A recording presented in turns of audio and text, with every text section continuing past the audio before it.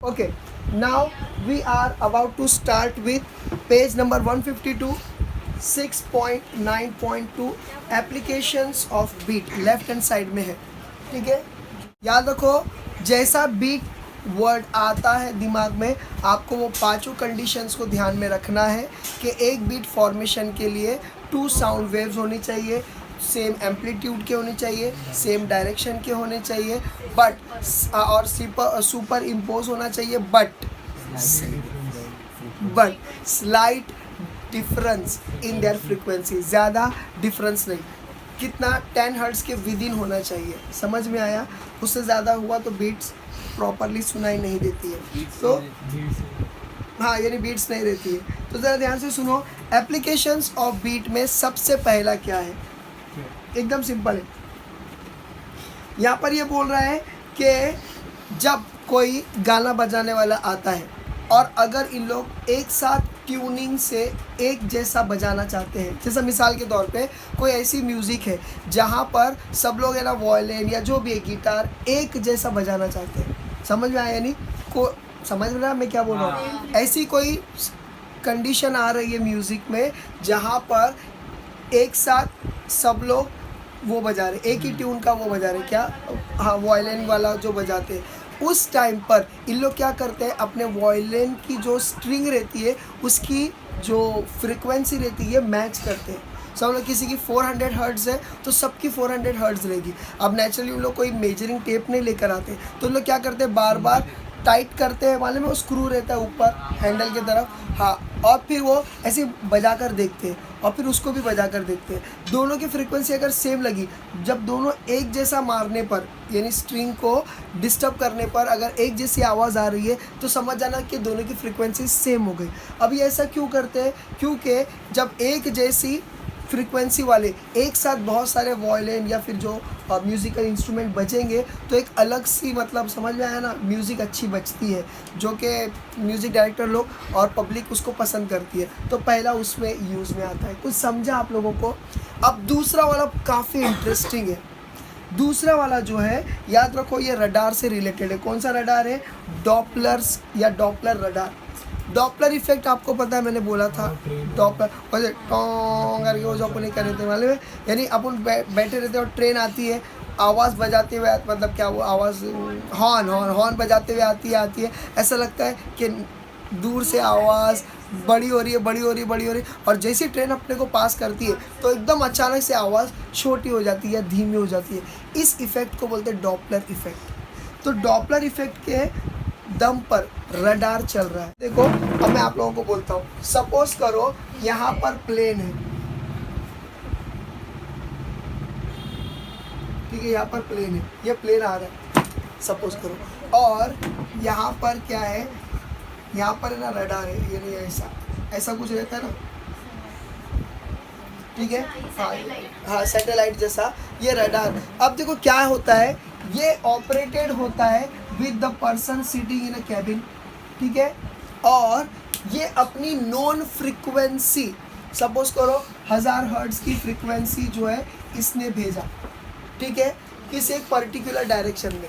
इसे जानना है कि ये प्लेन कितनी स्पीड से आ रहा है, हाँ ये सब जानना है अगर, तो ये क्या करेगा, ये 1000 मिसाल के तौर पे बोल रहा हूँ, मेरे को एग्जैक्ट वैल्यू नहीं पता है, सपोज करो 1000 के जो है इसने फ्रीक्वेंसी भेजा, इसकी फ्रीक्वेंसी इसको पता है, ठीक है. अब ये फ्रीक्वेंसी गई और ये क्या करेगी, इस प्लेन पे टकराएगी. जैसी प्लेन पे टकराएगी वो कॉम्प्रेस होके रिफ्लेक्ट बैक होकर ये वापस इस पे आकर ये टकराएंगी. जैसे ही इस पे टकराएंगी तो याद रखो इसकी स्पीड जो है, यानी कि इसकी स्पीड का पता इन लोगों को चल जाता है. समझ में आया? हाँ, ये माइक्रोवेव का सोर्स है जो ये भेज रहा है. समझ में आया? तो ये जो है ये प्रोड्यूस करता है माइक्रोवेव, प्लेन पे टकराता है, जो भी इंस्ट्रूमेंट रहेगा मेरा मतलब प्लेन पे टकराता है. प्लेन से टकराने के बाद जब ये वापस आता है तो इसके ऊपर जो सिग्नल मिलता है उसके ज़रिए से उसकी स्पीड पता चलती है.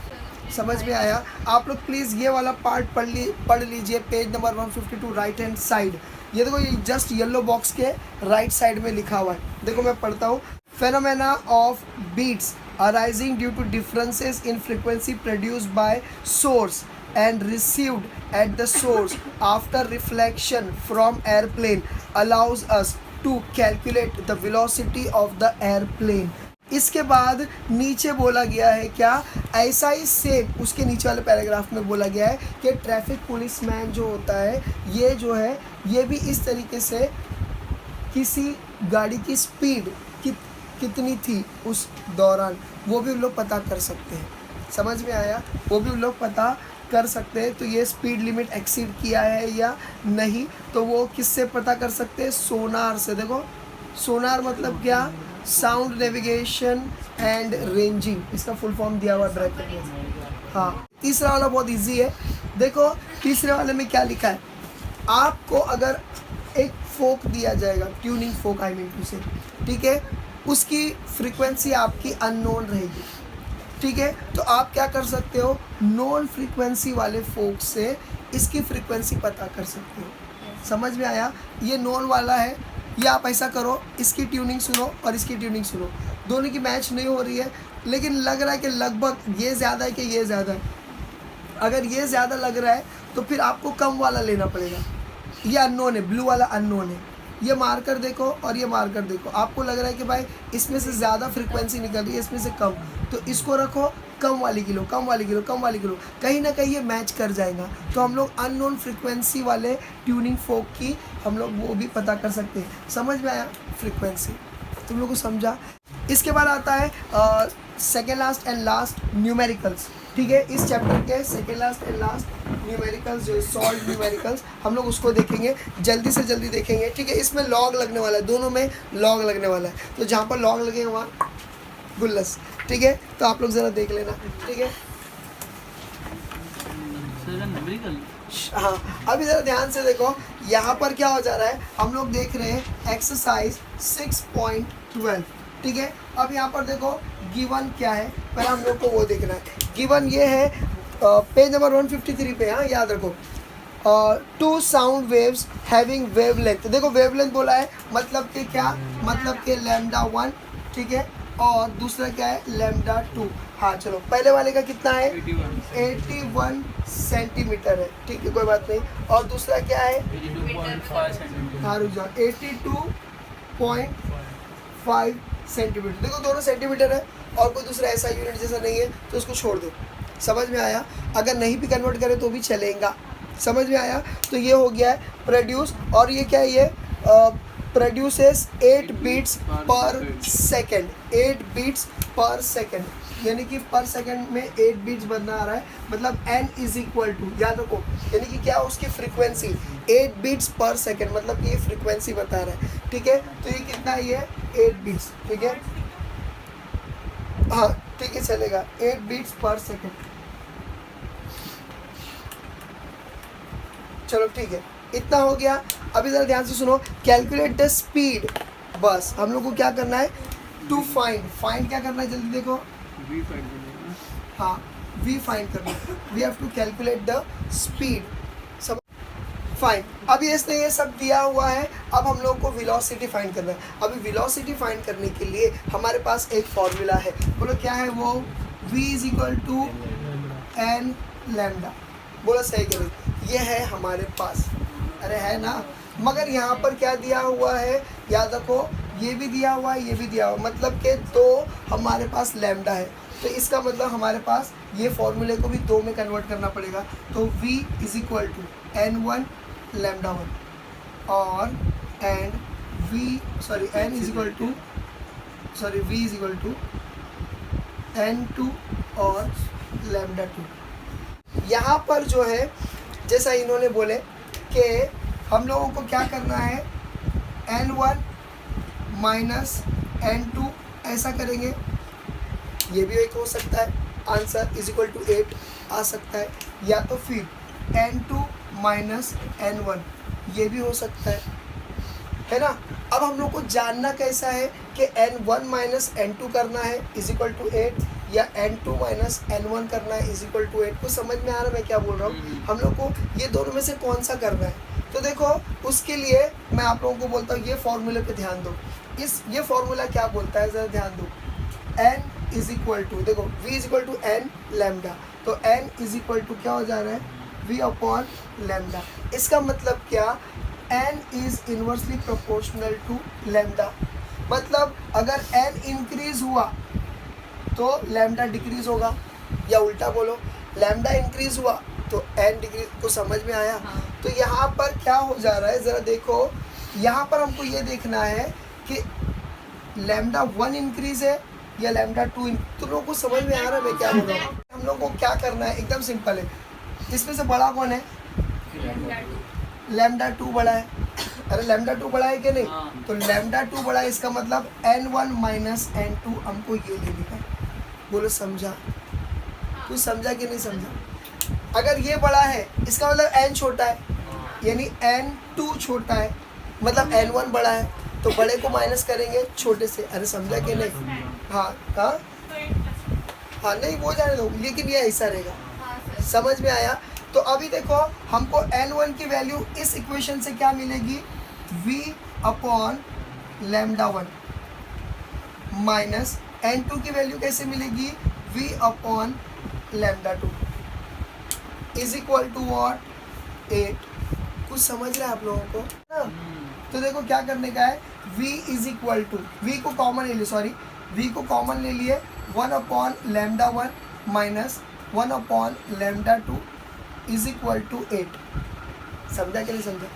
ठीक है, अब चलो इन लोग की वैल्यू डाल दो, v ऐसी रहने दो, ठीक है। अभी इसकी वैल्यू डाल, सॉरी 1 अपॉन लैम्डा 1 की वैल्यू क्या है 81 माइनस लैम्डा 2 की वैल्यू क्या है 82.5 इज इक्वल टू 8। इतना समझा आप लोगों को? क्रॉस मल्टीप्लिकेशन करना पड़ेगा। क्रॉस मल्टीप्लिकेशन किए तो क्या पता चलेगा, ठीक है। क्रॉस मल्टीप्लिकेशन किए तो क्या पता चलेगा, देखो v और यहाँ पर क्या है ये 82.5 माइनस 81 अपॉन, बराबर है कि नहीं, 81 इंटू 82.5 और यहाँ पर है 8। कुछ समझा है ना? बहुत कॉम्प्लिकेटेड हो गया ना? अभी चलो इसमें से ये माइनस होगा तो कितना मिलेगा, बोलो जल्दी। हाँ 1.5, v is equal v 1.5 upon 81 into करते हैं ना उसको। हाँ नहीं मत करो, 82.5। बड़े बड़े कैलकुलेशन के लिए जानबूझ के जाना नहीं, टाइम वेस्ट होता है, कैलकुलेशन के आंसर भी गलत आने के चांसेस हो जाते हैं। फिर इसके बाद v इज इक्वल टू, अब देखो क्या करेंगे, 8 इंटू 81 इंटू 82.5 अपॉन 1.5। कुछ समझा? हाँ, अब इसको जो है लॉग से कर देंगे तो हो जाएगा। हालांकि इसको और भी सॉल्व हो सकता है क्या?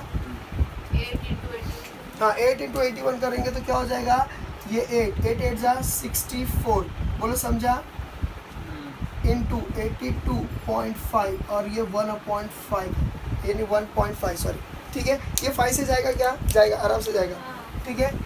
कैसे जाएगा मालूम है, 5 3 जा, तो ये 0.3 हो जाएगा और ये हो जाएगा 5 1 जा, ये हो जाएगा कितना 5 6 जा, ठीक है। और फिर ये कितना होगा 5 5 जा, बोलो समझा कि नहीं समझा? ये v है बस। अब बाकी का जो है ना वो अपन, अब अगर इसको 10 से मल्टीप्लाई करेंगे तो 165 हो जाएगा और ये 3 हो जाएगा। मल्टीप्लाई कर देंगे तो ये पॉइंट हट जाएगा, 10 से मल्टीप्लाई करेंगे तो ये पॉइंट हट जाएगा, तो अपन इसको डायरेक्टली 3 लेंगे और इसको 165 ले लेंगे। अब क्या करेंगे, 3 1 जा, 3 5 जा, सर कौन से 10 से? अरे एज्यूम करो कि अपने 10 से मल्टीप्लाई कर दिए, इसको भी 10 से मल्टीप्लाई, इसको भी 10 से मल्टीप्लाई, हाँ। समझ में आया? तो ये 0.33 हो गया और ये 16.5 165 हो गया। अभी 3 1 जा हो गया, 3 5 जा 15, अब एक बचा, फिर क्या हो गया 5 5, बोलो समझा?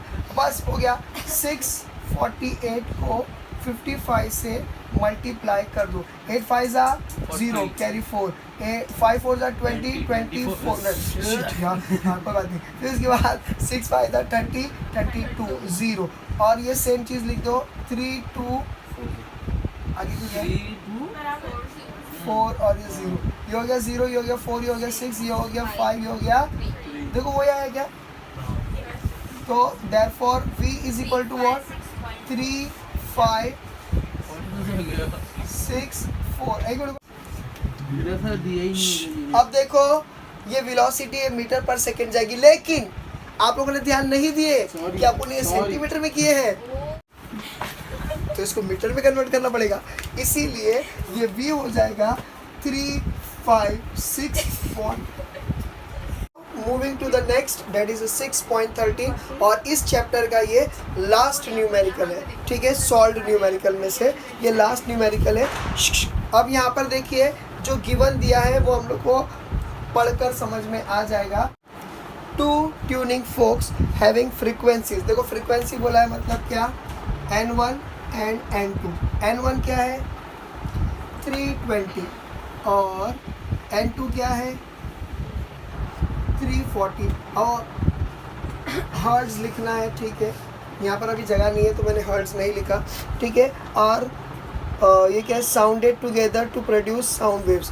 द वेलोसिटी, अच्छा वेलोसिटी दे चुका है यहाँ पर, वेलोसिटी क्या है, v is equal to what 326.4 metre पर सेकेंड, आपके इसमें रेस्ट टू -1 दिया हुआ है। Find the difference in wavelength of this, sir 2 fork से बजाय, हाँ 2 फोक से बजाय। साउंड वेव का अब देखो क्या बोल रहा है ये, इन लोगों का डिफरेंस जानना है हम लोगों को, तो क्या है ये, टू फाइंड। अब हम लोग को फाइंड क्या करना है, फाइंड क्या करना है, डिफरेंस। अब वही बात हो गई, डिफरेंस किसका फाइंड करना हम लोग को, वेवलेंथ का, वेवलेंथ का। तो डेल ये क्या, λ1 माइनस λ2 करेंगे या λ2 माइनस λ1 करेंगे, ये हम लोग को पहला ढूंढना पड़ेगा।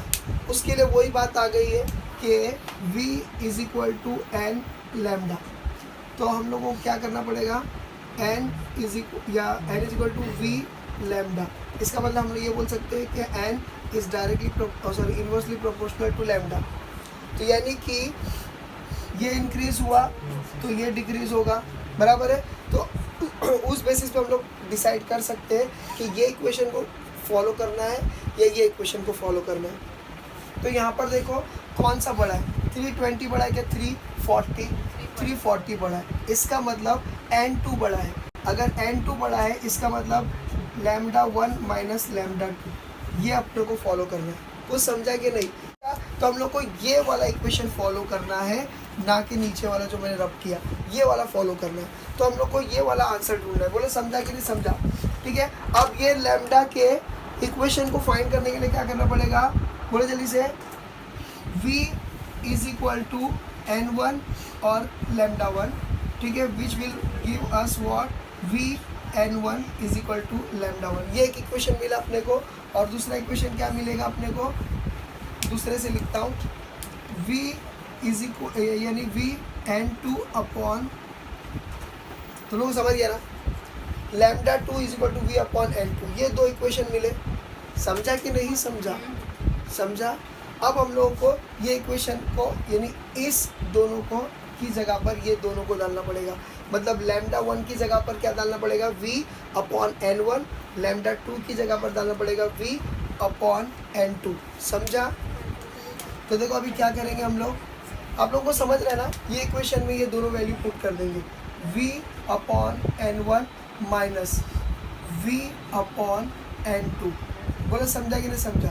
वही λ1 माइनस λ2।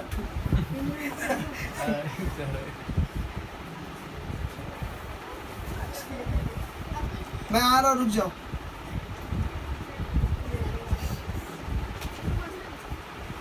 ये समझा? अब क्या करेंगे, एकदम इजी, एकदम इजी, वैल्यूज पुट कर दो, खत्म, वैल्यूज पुट कर दो, आंसर आ जाएगा। अब देखो वैल्यू क्या है, v की वैल्यू क्या है, बोलो जल्दी से, 326.4 है, अच्छा 4, ठीक है। अब यहाँ पर क्या है, 1 अपॉन n1 क्या है,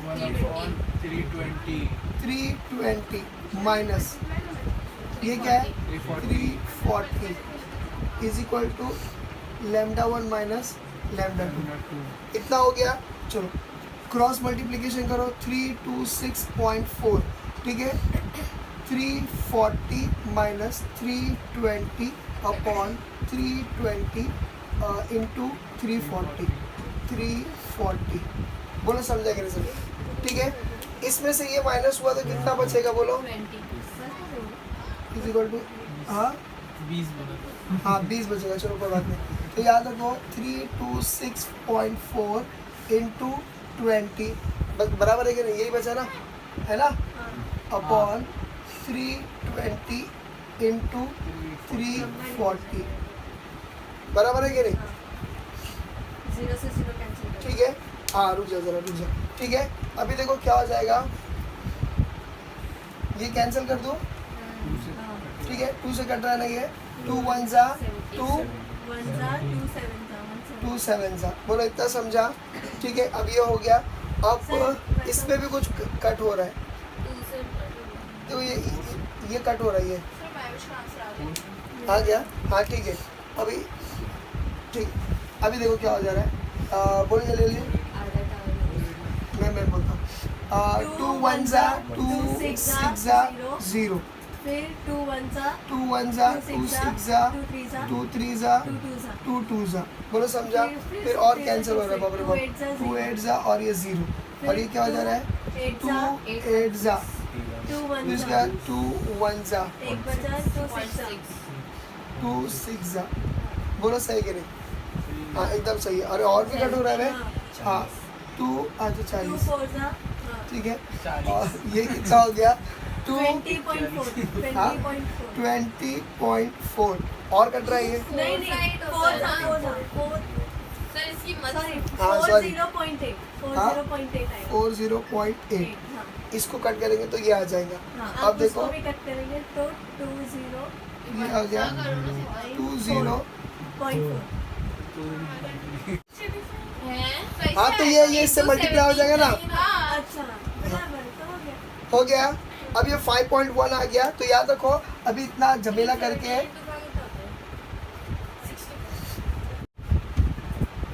देखो, ये जो है ये बहुत ही इजी है, ठीक है।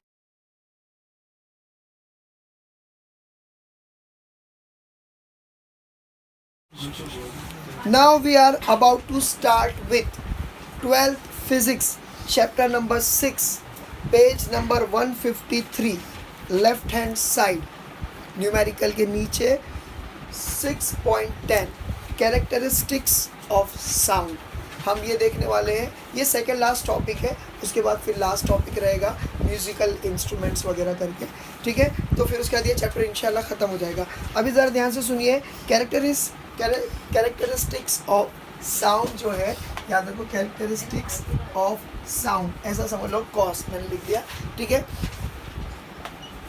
ये जो है ये 3 है, इसके अंदर क्या है, 3 है, ठीक है। देखो क्या है मालूम है कैसे याद रखने का, फिजिक्स क्यों लिए ठीक है। अब नो डाउट फिजिक्स के लिए कोई ऑप्शन नहीं था, बायो और केमिस्ट्री में ऑप्शन रहता है, सॉरी बायो और मैथ्स में ऑप्शन रहता है, लेकिन ऐसा समझो फिजिक्स क्यों लिए, ठीक है। जिसमें से हम लोग पहला जो पढ़ने वाले हैं, अरे वाह, वो ये पढ़ेंगे लाउडनेस, ठीक है। फिर पिच, नॉट पिच रिपोर्ट वगैरह, पिच, ठीक है। और क्यू से आएगा क्वालिटी, ठीक है। तो हम लोग ये पढ़ेंगे। तो सबसे पहले हम लोग पढ़ेंगे क्या, लाउडनेस। स्टार्ट। देखिए लाउडनेस एकदम पहली और एकदम सीधी बात। देखिए जब हम कोई भी साउंड सुनते हैं, ये साउंड हमारे इस एटमॉस्फेरिक एयर के अंदर वेव्स बना रहे हैं। कौन सी waves, longitudinal waves. Longitudinal waves comprises of compression and rarefaction, ठीक है। और ये compression and rarefaction जब हमारे कानों पे पड़ता है तो हमारे कानों पर क्या पड़ता है, प्रेशर पड़ता है। क्या पड़ता है, प्रेशर। इसके बारे में डिटेल देखेंगे, लेकिन लाउडनेस का पहला पॉइंट ये नहीं होना चाहिए। पहला पॉइंट अकॉर्डिंग टू मी ये होना चाहिए कि loudness is directly dependent on amplitude. Amplitude amplitude of sound wave, please ये याद रखो, जितना ज़्यादा एम्पलीट्यूड उतनी ज़्यादा आपको साउंड की इंटेंसिटी लगेगी। समझ में आया? जैसे कि अभी मैं जो बोल रहा हूँ इसका एम्पलीट्यूड, ये जो मैं बोल रहा हूँ, नो डाउट मैंने लॉन्जिट्यूडनल वेव्स बोला, फिलहाल मैं ट्रांसवर्स वेव बना रहा हूँ, ये एम्पलीट्यूड है इसका, सपोज करो ये 1 सेंटीमीटर ऐसा समझो। लेकिन अभी जो मैं बोल रहा हूँ, ये जो मैंने चिल्लाकर बोला, अब इसका एम्पलीट्यूड ज़्यादा हो गया, मे बी 1.5 या 2। जिसका एम्पलीट्यूड ज़्यादा रहेगा 1.5 सेंटीमीटर सपोज करो, जिसका एम्पलीट्यूड, ये एम्पलीट्यूड है, जिसका एम्पलीट्यूड ज़्यादा रहेगा उस साउंड वेव्स को हम लोग लाउड बोलेंगे। ये कम है तो इसका लाउडनेस ज़्यादा, कम है, ये इसका एम्पलीट्यूड ज़्यादा तो लाउडनेस ज़्यादा। बोलो समझ में आ गया? बस ख़त्म होगी बात। लाउडनेस डिपेंड्स ऑन क्या है, ये साउंड, सॉरी एम्पलीट्यूड। समझ में आया? लाउडनेस याद रखो, लाउडनेस का जो SI यूनिट है उसको बोलते हैं फोन, PHON, फोन। ये आपको मिलेगा page number 154, left hand side, second paragraph, third line. देखो यहाँ पर लिखा है for measuring loudness the unit phone is used. Please ये याद रखो। तो अगर आपको लाउडनेस का यूनिट जानना है, मतलब तो वो यूनिट क्या है, it is nothing but phone. समझ में आ गया? तो ये याद रखो, ठीक है। अब जितना ज़्यादा लाउडनेस उतना ज़्यादा जो है उसकी इंटेंसिटी होती है। हाँ, और लाउडनेस कोई भी आवाज़ हो, चाहे वो छोटी आवाज़ हो या ज़्यादा आवाज़ हो, जैसे मैंने बोला हूँ कि ये हवा में कॉम्प्रेशन एंड रेरफेक्शन बनाता है, और जब ये कानों पे पड़ती है तो अपने कानों पर क्या हो जाता है, एक प्रेशर क्रिएट होता है, ठीक है, एक प्रेशर। अब इस प्रेशर से रिलेटेड आपके बुक में बोला गया है कि देखो ये जो प्रेशर है 28 पास्कल, ठीक है, से लेकर, ये मैक्सिमम है, और ये क्या है, ये मिनिमम है 2.0 × 10⁻⁻5 पास्कल। इससे कम, यानी इससे कम अगर हुई तो आवाज़ शायद हम लोगों को नहीं सुनाई दे सकती। ये किससे रिलेटेड बात हो रही है, ये प्रेशर से रिलेटेड। याद रखो, एक और रेंज हम लोग देखने वाले हैं, जस्ट इसी टॉपिक के अंडर में देखने वाले हैं, मगर उसका यूनिट पास्कल नहीं रहेगा, यानी प्रेशर नहीं रहेगा। समझ में आया? वो हम लोग अभी आगे देखने वाले हैं, ठीक है। हाँ, यहाँ पर देखने वाले हैं पेज नंबर 154 पे। डेसिबल एक अलग यूनिट है, ठीक है, तो वो अलग से यूनिट है, तो वो हम लोग देखेंगे, उसमें रेंज कुछ और रहेगी। समझ में आया? प्रेशर से रिलेटेड हमारे कानों में ये जो है, ये हम लोग आसानी से सुन सकते हैं। आसानी से मतलब क्या, बिना इरिटेशन के। समझ में आया? 28 पास्कल, जैसे 29 हो गया तो हमारे कानों पर उस साउंड का इरिटेशन होगा, मतलब इतनी ज़्यादा रहेगी कि भाई अभी अपन को ऐसा लगेगा यार बस, अब अपन कानों पे हाथ रखेंगे। जैसे मिसाल के तौर पे हम लोग जा रहे हैं प्लेटफॉर्म से, अचानक पीछे से ट्रेन जो है हॉर्न मारती है, बहुत ज़्यादा पास्कल का उसका वो रेंज रहता है, तो हम लोग एकदम बिचक जाते हैं। या अचानक में समझ लो, यानी कि दिवाली में जो हम लोग क्रैकर्स फोड़ते हैं, है ना, तो ठाक करके जो आवाज़ आ रही है एकदम अचानक में, जो हम लोग डर जाते हैं, तो ये इस रेंज से ज़्यादा, उसका रेंज मुझे नहीं पता कितना होगा, लेकिन इससे ज़्यादा है। 28 तक का है, ठीक है, it is normal for us. और इससे ज़्यादा कम प्रेशर का रहा 2.0 × 10⁻⁵, अगर इससे कम का रहा तो वो आवाज़ हम लोग को नहीं सुनाई देगी। देखो वहाँ पर लिखा हुआ है, तुम लोग को समझ में आ रहा है? तो याद रखो कि प्रेशर जो है, यानी कि साउंड वेव्स हवा में प्रेशर क्रिएट करता है, वो प्रेशर हमारे कानों पे पड़ता है, तो प्रेशर के हिसाब से भी कैलकुलेशन करके बताए हैं। 28 is a normal for us. उससे ज़्यादा हुआ तो समझ लेना थोड़ा इरिटेशन हो जाएगा, और अगर 2 से कम रहा तो समझ जाना कि हम लोगों को शायद ना सुनाई दे। समझ में आया कि नहीं? फीबल साउंड लाइक विस्पर वगैरह जो है उसने बोला कि आहिस्ते से जो हम लोग बोलते हैं। इतना समझा या नहीं समझा? ठीक है, समझा कि नहीं समझा? इसके बाद आता है क्या, इंटेंसिटी। याद रखो, इंटेंसिटी मतलब क्या, एकदम सिंपल है। जो चीज़, यानी जो साउंड, जो भी साउंड है, वो अगर ज़्यादा है, लाउड है, जितना ज़्यादा लाउडनेस उतना ज़्यादा इंटेंसिटी, जितना ज़्यादा लाउडनेस उतना ज़्यादा इंटेंसिटी। मगर मैं बोलूँगा लाउडनेस से ज़्यादा इंटेंसिटी होती है, ठीक है। मतलब देखो, आवाज़ जितनी बढ़ाते जाएंगे आप उतना ज़्यादा उसकी इंटेंसिटी बढ़ेगी।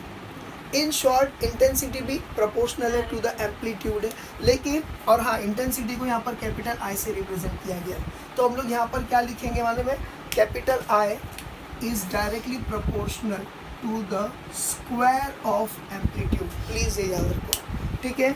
यानी कि इंटेंसिटी में एम्पलीट्यूड का स्क्वायर कर देते हैं, मतलब उसका कोई कैलकुलेशन है जो बताया नहीं गया है, खाली आप लोग ये याद रखो। समझ में आ रहा है? लाउडनेस जितना ज़्यादा उतना ज़्यादा हम बोलेंगे कि साउंड की इंटेंसिटी बढ़ गई।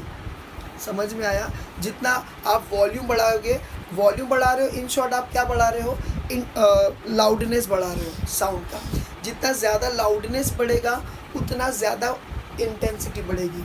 मगर लाउडनेस एम्पलीट्यूड के ऊपर डिपेंड करता है, तो इंटेंसिटी भी बढ़नी चाहिए, मतलब उस पर डिपेंड करना चाहिए, करता है। लेकिन फ़र्क क्या है कि to the square of amplitude. समझ में आया? To the square of amplitude. और चेंज इन इंटेंसिटी को कैसा रिप्रेजेंट करते हैं, डेल्टा आई से। चेंज इन इंटेंसिटी को साउंड इंटेंसिटी, ठीक है। अगर आप लोगों को देखना है कि ये intensity is directly proportional to square of amplitude, ऊपर से दूसरा पैराग्राफ और चौथी लाइन में देखो, the intensity is proportional to the square of amplitude. ये वर्ड्स में लिखा है, मिला? यहाँ पर लिखा है, मिला? Is directly proportional to the square of amplitude. तो ये आप लोगों को याद रखना है। इसके अलावा इंटेंसिटी ऑफ साउंड जो है और भी कई चीज़ों के ऊपर डिपेंड करती है। उसमें से 4 कंडीशन उसने बताया है। सबसे पहला कंडीशन क्या बोला उसने, distance of a source from the listener. Naturally आवाज़ बहुत ज़ोर की है, मगर आप स्पीकर से दूर हो और मैं नज़दीक हूँ, मेरे लिए लाउडनेस प्लस इंटेंसिटी दोनों ज़्यादा है। अगर आप बहुत दूर हो स्पीकर से, आपको भी आवाज़ आ रही है, मगर आपके लिए वो आवाज़ बारीक है क्या नहीं? क्यों बारीक है? यानी आपको डिस्टर्बेंस क्रिएट नहीं हो रहा है क्योंकि आप दूर हो। तो याद रखो, intensity depends upon what, distance from the source. दूसरा क्या है, इधर पे लिखा हुआ कि मोशन ऑफ, हाँ, motion of air. Motion of air समझा इससे, अगर आप कहीं ऐसे इलाके में गए, यहाँ पर तो ऐसा होगा नहीं क्योंकि यहाँ पर इतने सारे बिल्डिंग्स है कि हवा नॉर्मली उतनी नहीं आती है, लेकिन अगर आप खुले मैदान में अगर हो तो वहाँ पर अगर कहीं दूर से कोई गाना बज रहा है, अचानक में गाना ऐसा लगता है आ रही है आवाज़, कभी लगता है जा रही है आवाज़, कभी सुनाई देता गाना, कभी नहीं सुनाई देता। मालूम है क्यों? क्योंकि अगर हवा उस गाने के साथ साथ हमारे डायरेक्शन में आ रही है तो आवाज़ हमको सुनाई देंगी। लेकिन कभी कभी हवा, खुले मैदान में हवा क्या हो जाता है, कभी कभी अलग डायरेक्शन में भी चले जा रही है, तो क्या हो जाता है उस टाइम पे आवाज़ हवा के साथ उधर चले जाएगी, तो हमको लगेगा कि अरे यार आवाज़ नहीं आ रही है। कुछ समझ में आ रहा है? तो याद रखो, डायरेक्शन ऑफ एयर भी मैटर करता है, या मोशन ऑफ एयर। थर्ड क्या है, डेंसिटी ऑफ मीडियम। मीडियम की जो डेंसिटी है वो भी मैटर करती है। जहाँ तक मैंने हाँ, यस, ठीक है। अगर ड्राई एयर रहेगी, ड्राई एयर मतलब क्या, डेंसिटी मतलब समझ में आ रहा है आप लोगों को? डेंस, हाँ, यानी कि जिस गर्दी, कौन बोला ये? Very good. डेंसिटी बोले तो गर्दी मैंने 10 में आप लोगों को बताया था। तो देखो, आप लोगों को पता है कि डेंसिटी अगर रहेगी तो साउंड वेव उसमें कम ट्रैवल करेगी, कम मतलब स्लो ट्रैवल करेगी, जबकि डेंसिटी ज़्यादा नहीं रहेगी उसमें फास्ट ट्रैवल करेगी। तो समझ में आ गया मैं क्या बोल रहा हूँ? तो ये याद रखने का है कि डेंसिटी भी मैटर करती है। और लास्ट है fourth, the surface area of sound. ठीक है, क्या साउंड है कि साउंड नहीं है, साउंडिंग बॉडी। ये देखो यहाँ पर देखो सरफेस एरिया, अभी देखो मैं यहाँ पर मार रहा हूँ, इसको मार रहा हूँ, आवाज़ आई। अब मैं इसको मार रहा हूँ, आवाज़ क्यों नहीं आई? वो इसलिए क्योंकि इसका सरफेस एरिया कम है, इसकी आवाज़ नहीं आएगी आपको उतनी। अभी देखो थोड़े एरिया बढ़ गया तो आवाज़ आ रही है, लेकिन यहाँ क्योंकि सरफेस एरिया नो डाउट, और हाँ वो कितना थिक मटेरियल से बना है। अब सरफेस एरिया दीवार का भी बड़ा है तो आवाज़ इसके मुकाबले थोड़ी अलग आएगी। तो समझ में आ रहा है? मैं इन शॉर्ट जिसका सरफेस एरिया कम है उसमें से आवाज़ के लिए प्रोड्यूस करने के लिए आपको ज़्यादा जोर का मारना पड़ेगा, लेकिन सेम हीटिंग से या सेम पावर से मैं इसमें से जो आवाज़ निकाल रहा वही सेम आवाज़ इसमें से नहीं आएगी, वही सेम आवाज़ दीवार पे से नहीं आएगी। तो सरफेस एरिया जिसका ज़्यादा बड़ा रहेगा, इन शॉर्ट सरफेस एरिया जिस मटेरियल का साउंडिंग ऑब्जेक्ट का ज़्यादा बड़ा रहेगा उसके अंदर से ज़्यादा आवाज़ आएगी। जिसका सरफेस एरिया छोटा रहेगा उसमें से आवाज़ कम आएगी या ऑलमोस्ट नेग्लिजिबल होगी। बोलो समझा? और आगे लिखा है ETC। इतना समझा कि नहीं समझा? ठीक है, अभी देखो बीटा, बीटा करके कुछ दिया हुआ है नेक्स्ट पैराग्राफ में, वो क्या है? Sound level. बीटा क्या है? Sound level. अभी साउंड लेवल मतलब क्या? देखो हर एक लाउडनेस, अभी देखो ये साउंड लेवल है, जो वॉल्यूम हम बढ़ा रहे हैं 1 2 3 4 5 10 15 100, ये क्या है? ये साउंड लेवल से। इन शॉर्ट ये लाउडनेस का रेंज हम लोग बोलेंगे। साउंड लेवल को रिप्रेजेंट किससे किया जा रहा है? बीटा से। और बीटा का जो क्या बोलते हैं उसको, SI यूनिट है, उसको क्या बोलते हैं? डेसिबल। डेसिबल है ना, यानी डेसिबल, डेसिबल। लेकिन लिखते वक्त पहला लेटर स्मॉल लेंगे और डेसिबल का B जो है उसको कैप्स लेंगे। तो समझा आप लोगों को? लाउडनेस का SI यूनिट क्या है? लाउडनेस का फोन। लाउडनेस का SI यूनिट क्या है? फोन। और साउंड लेवल का SI यूनिट क्या है? डेसिबल। एक और तीसरा आने वाला है, बल्कि ये लो आ गया। डिफरेंस, लास्ट पैराग्राफ में, difference in loudness. Difference in loudness, इसका यूनिट क्या है? बेल। BEL। देखो अभी तक हम लोगों ने क्या पढ़े, जरा ध्यान से सुनो प्लीज़ प्लीज़ प्लीज़, ध्यान से सुनो। हम लोग लाउडनेस पढ़ रहे हैं, लाउडनेस का SI यूनिट बोल दिया, वो क्या है? फोन। ठीक है, लाउडनेस किसके ऊपर डिपेंड करता है? Amplitude of sound. ठीक है, और जितना ज़्यादा एम्पलीट्यूड उतना ज़्यादा जो है साउंड सुनाई देगा। फिर साउंड जो है ट्रैवल करता है इन कॉम्प्रेशन एंड रेरफैक्शन मैनर, और वो हमारे कानों पे पड़ता है, तो कानों पे प्रेशर पड़ता है, और प्रेशर को पास्कल से हम लोग वो करते हैं, मेजर करते हैं, यूनिट। ठीक है, तो प्रेशर बताया गया है कि 28 जो है ये नॉर्मल है हमारे कानों के लिए, और हम लोगों को जो है इरिटेशन नहीं होगा। और मिनिमम कितना है? 2 × 10⁻5 पास्कल, ये वाला जो प्रेशर है ये मिनिमम है। इससे कम हुआ तो शायद हम लोग को आवाज़ सुनाई नहीं देंगी। फिर उसके बाद आता है इंटेंसिटी। जितना ज़्यादा लाउडनेस उतनी ज़्यादा हम लोग बोलेंगे साउंड की इंटेंसिटी बढ़ गई। Intensity is denoted by capital I। Intensity is directly proportional to square of amplitude, ये आप लोग को रखना है। और चेंज क्या है? Change of intensity is given by delta T। फिर डेल्टा I। फिर उसके बाद इंटेंसिटी जो है ये सिर्फ इसी के ऊपर नहीं बल्कि और भी कुछ फैक्टर्स पे डिपेंड करता है। उसमें से 4 फैक्टर बताया गया है जो हम लोगों ने पढ़ लिए हैं। वो है क्या? Distance of a source from the listener, फिर दूसरा है मोशन ऑफ एयर, तीसरा है डेंसिटी ऑफ मीडियम, चौथा है surface area of sounding object. फिर उसके बाद हम लोगों ने पढ़े क्या? साउंड लेवल, जो कि किससे डिनोट हो रहा है? बीटा से डिनोट हो रहा है। और इसका ऐसा यूनिट क्या है? डेसिबल, जिसमें से D स्मॉल है, B कैपिटल रहेगा। बोलो इतना समझा कि नहीं समझा? और उसके बाद बोला गया difference in loudness is BEL, bel.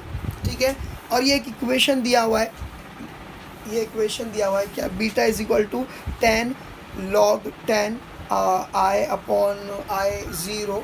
ठीक है, I0 मतलब क्या? मिनिमम इंटेंसिटी बोलेंगे उसको। ठीक है, तो ये खाली ये फॉर्मूला आप लोग याद रखो। अब देखो relation between decibel and bel का क्या है? 1 decibel is equal to 1 upon, ठीक है यहाँ लिखा हुआ है 1 decibel is equal to 1 upon 10 bel. बस ये ऐसा याद रखो। ठीक है, अब देखो यहाँ पर डेसिबल में हम लोगों को दिया हुआ है, डेसिबल के हिसाब से हम लोगों को साउंड रेंज दिया हुआ है 0। ये क्या है? ये मिनिमम। अभी सही बोलो ना, मिनिमम किसको? क्या मिनिमम जो साउंड है वो क्या है मालूम है? Pin drop. पिन ड्रॉप का जो भी आवाज़ आती होगी ना उसको 0 डेसिबल, हालांकि कुछ ना कुछ उसका अमाउंट है 0 पॉइंट समथिंग, लेकिन उसको 0 माना जा रहा है कि मिनिमम हमारा कान यहाँ तक का सुन सकता है, ठीक है। तो ये देखो 0 डेसिबल, ठीक है। और हमारी कानों को नॉर्मल कितना लगता है, या जो हम लोग नॉर्मल बात करें, नॉर्मल पिच में जो बात करें, पिच क्या है वो आगे हम लोग समझने वाले, नेक्स्ट टॉपिक वही रहेगा। नॉर्मल पिच क्या है हमारी, 10 to 60 डेसिबल की पिच होती है, प्लीज़ ये याद रखो। हाँ From 1 meter to हाँ ठीक है, तो ये याद रखो। हाँ, तुम लोगों को समझ में आ रहा है कि नहीं समझ में आ रहा है? डेसिबल के हिसाब से हमारा मिनिमम रेंज क्या है, 0 डेसिबल, बराबर है। और नॉर्मल रेंज क्या है, 10 to 60 डेसिबल जो है, ठीक है। और बोला गया कि अप्रॉक्सीमेटली 1 मीटर की रेंज। अब 1 मीटर की रेंज मतलब कितना, मतलब यहाँ से ये किताब मेरे से जो दूर है बस इतनी दूरी पे, समझ में आया? और इतनी दूरी से ही बात करते हैं अपन, बराबर है कि नहीं? तो ये हो जाता है, ठीक है। अब देखो यहाँ पर देखो, ये जो है 120 डेसिबल जो है ये हम लोग टॉलरेट कर सकते हैं।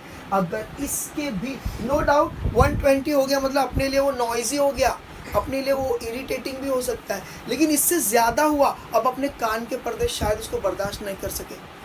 टॉलरेबल मतलब क्या, वो बहुत हाई फाई होगा, मतलब बहुत ज़्यादा। देखो ना, हमारा नॉर्मल रेंज 10 to 60 है, तो 60 से भी डबल हो गया, मतलब ये इरिटेटिंग हो गया। मगर वो बोलता है इरिटेटिंग में भी अगर 120 तक रहा तो आप बर्दाश्त कर सकते हो, उसके बाद बर्दाश्त नहीं कर सकते। कुछ समझ में आया? देखो, the intensity of level of maximum tolerable sound for a human ear is around 120 decibel. ये सारी चीज़ें फिल इन द ब्लैंक्स में आ सकती है, या फिर पूछा जा सकता है कि भाई कैरेक्टरिस्टिक्स ऑफ साउंड लिख कर बताओ, उस टाइम पे आपको ये करना पड़ेगा। बोलो इतना समझा कि नहीं समझा? ठीक है। और उसके नीचे वाला मैंने तुम लोग को पहले बता दिया हूँ। अब नेक्स्ट आता है क्या, पिच, है ना, क्रिकेट खेलने की ठीक है। अभी देखो नेक्स्ट क्या आ रहा है, तुम लोग इतना समझा क्या? प्लीज़ वीडियो देख लेना इसके लिए, ठीक है। अब नेक्स्ट आ रहा है क्या, सेकंड, पिच। देखो पहला वाला लाउडनेस वॉज डिपेंडेंट, पहला वाला जो लाउडनेस जो हम लोगों ने पढ़े वॉज डिपेंडेंट ऑन एम्पलीट्यूड। ये किसके ऊपर डिपेंड करेगा, फ्रीक्वेंसी के ऊपर डिपेंड करेगा। मैं एफ क्यों लिख रहा हूँ, फ्रीक्वेंसी, फ्रीक्वेंसी के ऊपर डिपेंड करेगा। अभी सोबिया ऐसा करके देख रही थी, तो फ्रीक्वेंसी पे कौन है, उसे मतलब बैठ फ्रीक्वेंसी पे डिपेंड करेगा। हाँ, पिच याद रखो। अब ध्यान से सुनो, देखो। हाँ, जैसे मैंने एम्पलीट्यूड बनाया था, जिसका एम्पलीट्यूड ज़्यादा उसका साउंड ज़्यादा था या लाउडनेस, और जिसका एम्पलीट्यूड छोटा है उसका कम। अब ज़रा ध्यान से सुनो, ये बहुत पति की बात मैं कहने जा रहा हूँ।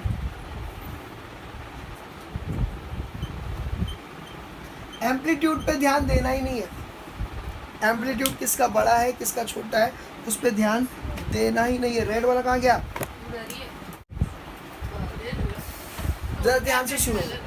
पिच जो है ये किस पे डिपेंड कर रहा है, फ्रीक्वेंसी पे। फ्रीक्वेंसी ये है और ये है, कौन सी, हाई फ्रीक्वेंसी है, ये हाई फ्रीक्वेंसी है, इसका मतलब ये हाई पिच है, जिसमें फ्रीक्वेंसी ज़्यादा है। सिंपल, फ्रीक्वेंसी मतलब क्या, क्रिस्ट एंड ट्रफ कितने ज़्यादा है या कितने हैं, समझ में आया? और इसमें क्या है, इसमें फ्रीक्वेंसी लो है, अगर लो है तो लो पिच। अगर ध्यान से सुनो, ध्यान से सुनो, लो पिच में आवाज़ जाड़ी आएगी, लो पिच में आवाज़ जाड़ी आएगी, और हाई पिच में आवाज़ पतली आएगी। तो याद रखो, फीमेल्स की जो पिच है वो हाई होती है, मेल की जो लो, अपन गिर के भी अच्छे, हाँ, आवाज़ मोटी होती है। तुम लोग को समझ में आया? तो अगर हम लोग बायोलॉजी चैप्टर नंबर 2 में अगर देखेंगे कि जब मेल को प्यूबर्टी या फीमेल को प्यूबर्टी आती है, उस टाइम पे लिखा गया है, बहुत सारे चेंजेस है वो सब नहीं देखना, मगर उसमें ये देखा गया है कि फीमेल की वॉइस जो है वो हाई पिच। इसका मतलब ये नहीं कि लड़के जोर का बात करी, ऐसा नहीं है, और लड़के कैसे हो ऐसा बात नहीं कर रहे। इसका मतलब हाई पिच मतलब क्या, उनकी आवाज़ को अगर वेव फॉर्म में देखा जाए तो फ्रीक्वेंसी ज़्यादा मिलेगी। ज़्यादा जिसकी फ्रीक्वेंसी होती है उसको हाई पिच, और अगर जिसकी फ्रीक्वेंसी ज़्यादा है या हाई पिच है, इसका मतलब उसकी आवाज़ सचिन तेंदुलकर समझ में आया, यानी कि आवाज़ पतली रहेगी। समझ में हो गया। अब इसके बाद आता है क्वालिटी ऑफ टिम्बर, टिम्ब्रे ठीक है, ये टिम्ब्रे जो है इसको अंडरलाइन, सॉरी क्वालिटी और टिम्बर, ठीक है। टिम्ब्रे को अंडरलाइन करो, लिखो क्वालिटी ऑफ साउंड, खत्म। टिम्ब्रे को अंडरलाइन करो, लिखो क्वालिटी ऑफ साउंड, ठीक है। तो देखो अभी मिसाल के तौर पे कोई एक आवाज़ है, सॉरी दो आवाज़ है, उन लोगों का एम्पलीट्यूड भी सेम, ठीक है। मान लो कि उनकी फ्रीक्वेंसी भी सेम, मान लो फ्रीक्वेंसी भी सेम, हाँ मान लिया ना, ठीक है। तो एम्पलीट्यूड भी सेम, ठीक है, दोनों साउंड आपके पास आ रही है, मगर ध्यान से सुनो, मगर वो एक साउंड जिसकी फ्रीक्वेंसी और एम्पलीट्यूड दोनों की सेम है, एक साउंड आ रही है ह्यूमन की तरफ से और दूसरी साउंड आ रही है किसी म्यूजिकल इंस्ट्रूमेंट की तरफ से। आप आराम से आइडेंटिफाई कर पाओगे कि यार ये, आप ये नहीं देख रहे हो टोन क्या है, मैं क्या बोल रहा हूँ टेक्निकल सारी चीज़ें सेम है, एम्पलीट्यूड सेम, फ्रीक्वेंसी सेम, सब सेम, समझ में आया।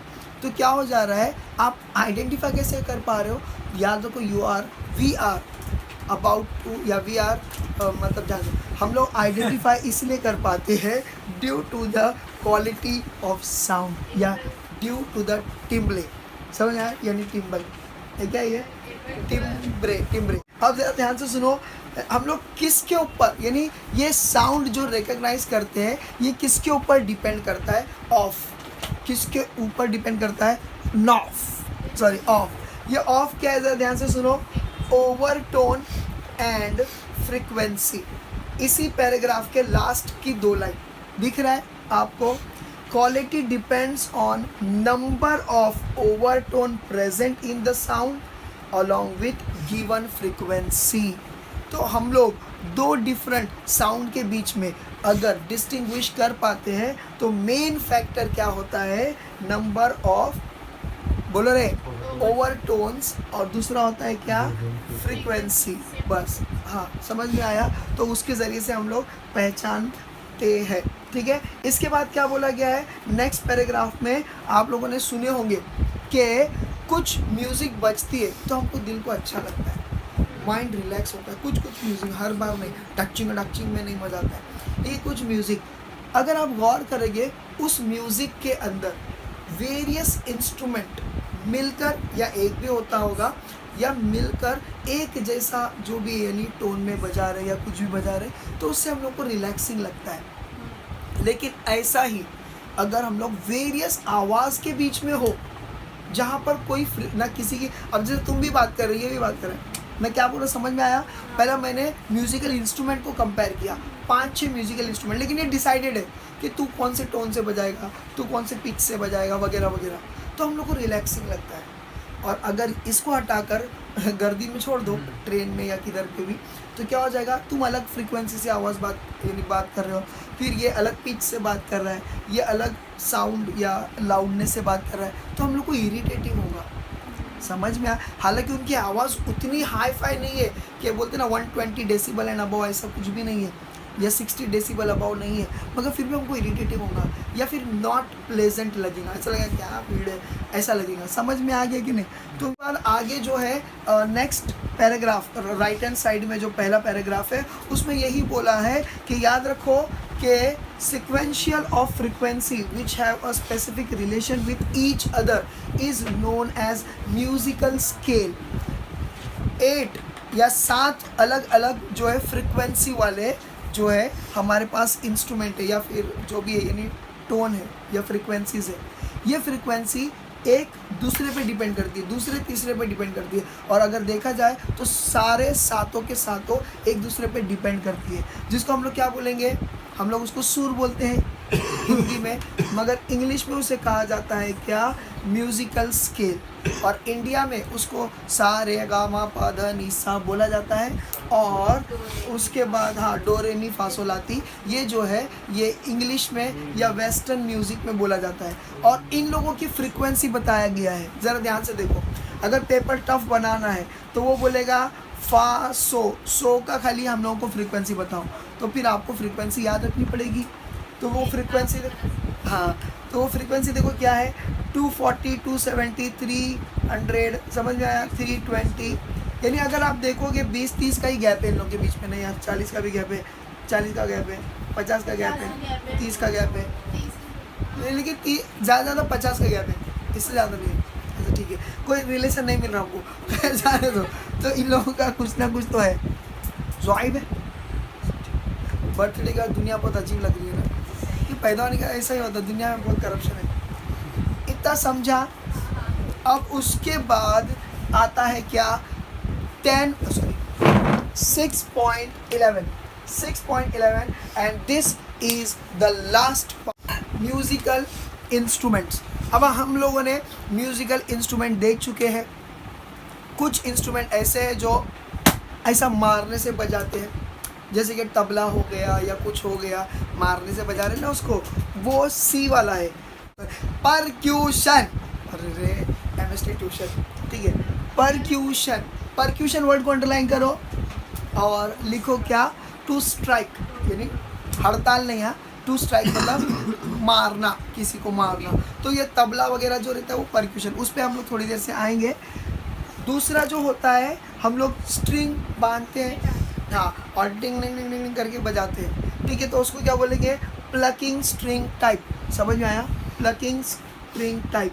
और तीसरा जो होता है, जहाँ पर हम लोग हवा का इस्तेमाल करते हैं और वो उससे म्यूज़िक बजती है। समझ में आया। तो 3 टाइप है, एक जिसको मारा जाता है हाथ से या लकड़ी से, जो भी है मारा जाता है, तो उसको बोलेंगे क्या, परक्यूशन इंस्ट्रूमेंट। दूसरा ये है कि स्ट्रिंग को डिस्टर्ब करके वाइब्रेशंस के ज़रिए से अलग अलग आवाज़ निकाली जाती है, उसको बोलेंगे प्लग्ड स्ट्रिंग टाइप। और तीसरा जो होता है वो होता है विंड इंस्ट्रूमेंट्स। यहाँ पर क्या है, म्यूज़िकल इंस्ट्रूमेंट्स है, ठीक है। अब देखो म्यूज़िकल इंस्ट्रूमेंट्स के अंदर, वो घास के अंदर का बता दिया था मैं स्ट्रिंग इंस्ट्रूमेंट। फिर दूसरा आता है विंड, याद आया, ये इधर है। फिर उसके बाद है, प्लीज सही से प्रोनाउंस किया करो, परक्यूशन। बोलो समझा, ए अभी समझा क्या, हाँ। अभी स्ट्रिंग्ड के अंदर भी 3 टाइप आते हैं, ठीक है, पी बी एस, ठीक है, पॉप। हाँ, बहुत प्यारा साजिद, समझ में या शाहरुख, ठीक है। तो ऐसा करो, प्लग्ड। प्लग्ड मतलब क्या, जिसको खींचा जाएगा या जिसको हाँ ऐसे छोड़ देंगे, उसको बोलेंगे प्लग्ड। तो देखो यहाँ पर बोला है, in this instrument string is plug by finger. तो देखो टान पूरा डंग डंग डंग ऐसा करते रहते ना। और हाँ, मेन चीज़, स्ट्रिंग इंस्ट्रूमेंट के अंदर हम लोग जो स्ट्रिंग की जो वो रहती है ना, स्ट्रेचिंग, ये हम लोग है ना, वो ऊपर स्क्रू होता है, उसको घुमा घुमा कर उसको टाइट करते हैं। उससे अलग अलग, जितना ज़्यादा उसमें टेंशन क्रिएट करेंगे तो अलग साउंड प्रोड्यूस करने की एबिलिटी उसमें आती है। तो वो ऊपर बोला गया है एडजस्टिंग टेंशन, समझ में आ गया। तो वो ऐसा होता है। अब उसमें पहला आता है प्लग्ड वाला। प्लग देखा, लाइन से जा रहा है, प्लग्ड वाला। तो प्लग्ड वाला मतलब क्या, जिसके अंदर स्ट्रिंग को हम लोग ऐसा छोड़ते हैं, मतलब पकड़ के ऐसा छोड़ते हैं, तो वो वाइब्रेट होगा। समझ में आया, विथ इट्स नेचुरल फ्रिक्वेंसी। तो वो अगर फिंगर से अगर उसको ऐसा हम लोग डिस्टर्ब कर रहे हैं तो उसको बोलेंगे, उसका एग्जांपल है तानपुरा, सितार, गिटार, वीणा। अब दूसरा जो आता है बोव्ड स्ट्रिंग, ये एकदम सिंपल है। ये किससे बजाएंगे, आप देखो अभी स्क्रीन पे आपको दिख रहा होगा कि शाहरुख खान करके ये जो है एक्टर के हाथ में जो है वायलिन है, और ये जो है ऐसा देखो, ये लकड़ी जो दिख रही है स्टिक, ये जो है इससे ये कर रहे हैं। समझ में आया। तो आवाज़ निकल, यहाँ पर सारंगी और वायलिन का जो है एग्जाम्पल है। फिर उसके बाद है क्या, स्टक स्ट्रिंग टाइप। अब ये स्टक वाला क्या हो जाता है, तो आपने देखे होंगे संतूर वगैरह, उसमें ना लकड़ी रहती है, हॉकी शेप की थोड़ी सी लकड़ी रहती है, और उसको ऐसा टंग टंग टंग टंग बजाते। तुम लोग समझे मैं क्या बोल रहा हूँ? हाँ, तो ये ऐसा होता है, ये संतूर, नॉट संतूर साबुन, हाँ ठीक है। अभी बी वाला आता है जो कि विंड वाला है, विंड इंस्ट्रूमेंट। ये क्या है? ये हवा से जो फूंकते हैं। तो देखो, this instrument consist of air column sound, ठीक है, ये हो जाता है। अभी इसके अंदर पहला वाला है फ्री विंड टाइप, दूसरा है एज टाइप, तीसरा है रीड पाइप्स, ठीक है। अभी फ्री विंड टाइप जो होता है, मालूम है ये जो माउथ ऑर्गन होता है, माउथ ऑर्गन, ये ऐसा करके, ये ऐसा करते हैं, हाँ। अभी देखो, अगर आप उसको देखे होंगे, उसको मतलब किसको, अरे मतलब ये ऑर्गन, माउथ और ऑर्गन जो होता है, मतलब एकदम बारीक बारीक होल रहते हैं। इसके अंदर है ना रीड होती है। क्या होती है? रीड की हड्डी नहीं, रीड होती है। Read means what? तीन हम लोग ये बोलेंगे थिन स्टिक से बनी होती है, पतली सी इससे बनी होती है, लेकिन यहाँ पर ब्रास यूज़ हो रहा है। ब्रास मतलब क्या? ब्रोंज और कुछ मिला के हाँ, होते हैं ना। वेरी गुड, वेरी गुड, छोड़ दो। तो ये ब्रास है, समझ में आया? तो ये ब्रास से बनी है, और इसके अंदर हम लोग फूंकते हैं तो वो जो आवाज़ जो है अंदर जाके मतलब वाइब्रेशंस क्रिएट करती है, और अलग अलग साउंड जो है आते हैं। अब ये जो है, ये हर एक बॉक्स के अंदर अलग अलग रीड की जो एडजस्टमेंट होती है, जिस वजह से इधर फूकेंगे तो अलग आवाज़ आएगी, इधर फूकेंगे तो अलग आवाज़ आएगी। ये खैर इतना डिटेल आपको बोलना नहीं है, खाली इतना याद करके लिख भी दिए तो भी चलेगा, ठीक है। दूसरा होता है क्या? माउथ ऑर्गन और हारमोनियम, ये एग्जाम्पल है। अब दूसरा जो है एज टाइप। एज मतलब क्या? ये देखो, ये बांसुरी जो होती है, हाँ, हवा जो है एज पे से अंदर डाली जाएगी, समझ में आया? और फिर वो कुछ भी करके जो है उसको बजाया जाएगा, समझ में आ गया? तो ये हो जाता है क्या? और लास्ट होता है थर्ड वाला रीड पाइप्स। ये रीड पाइप्स क्या होता है? अभी देखो, इस किसी में रीड हो सकता है, किसी में नहीं हो सकता है। अगर रीड है तो कोई किसी एक एंड में होगा, तो किसी एक एंड में नहीं होगा, या तो दोनों एंड में होगा। कुछ समझा?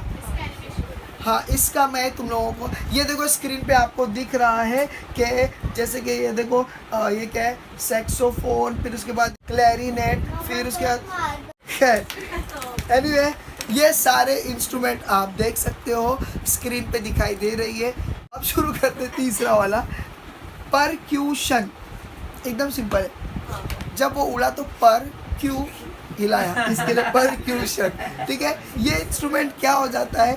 ये इंस्ट्रूमेंट वो होता है जिसके ऊपर कोई पतला सा layer of any material stretch किया जाता है, स्पेशली स्किन ऑफ एनिमल्स, है ना, या कोई रबर जैसी चीज़, या कुछ ऐसी अलग चीज़ जो है वो स्ट्रेच करते एकदम टाइट।